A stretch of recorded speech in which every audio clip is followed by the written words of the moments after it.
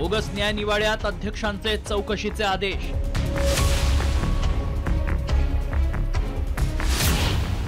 सामच्या बातमीचा इम्पॅक्ट।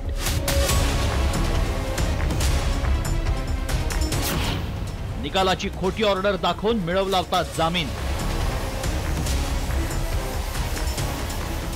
न्यायव्यवस्थेला हादरवून टाकणाऱ्या सामच्या बातमीचे विधानसभेतही पडसाद उमटलेत।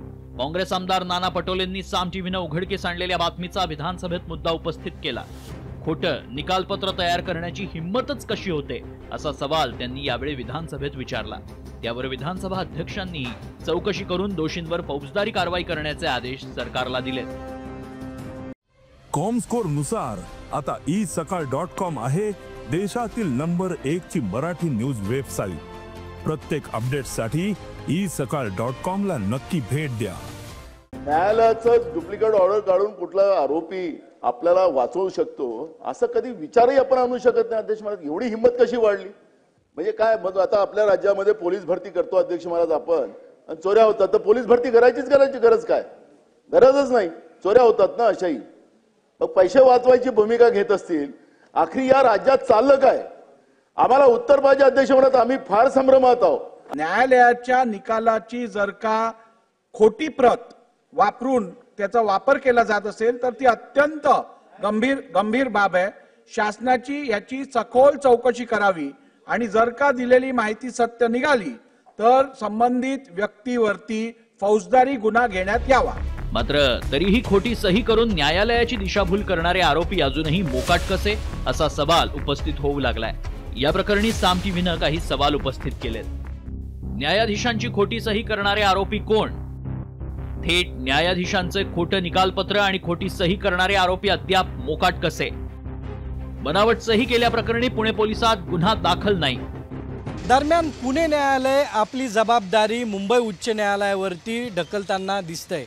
मात्र मुंबई उच्च न्यायालयाचा जामीन रद्द करण्यावर पुणे पोलिसही कारवाई करताना दिसत नाहीयेत।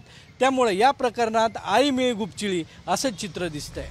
दरम्यान 5 मार्च रोजी जेव्हा ही धक्कादायक बाब उजेडात आली त्यावेळी तत्काळ मुंबई उच्च न्यायालयानं आरोपींचा जामीन रद्द केला।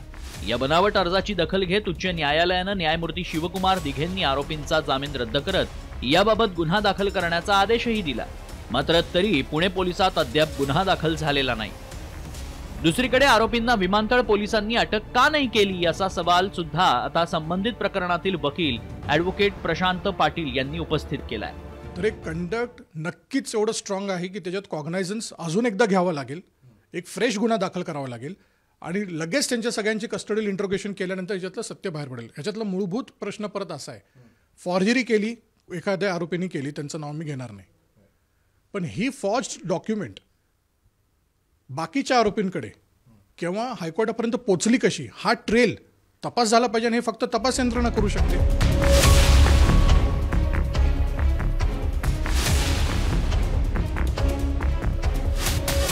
आज गेल्या 13 दिवसांपासून हे आरोपी जे आहे ते अजूनही मोकाट आहेत। उच्च न्यायालयाने आदेश दिल्यानंतर सुद्धा तपास यंत्रणा या आरोपींपर्यंत कधी पोहोचणार असा सवाल आता उपस्थित केला जातोय। कॅमेरामन आदर्श कटकेसह अक्षय बडवे, साम टीव्ही न्यूज, पुणे।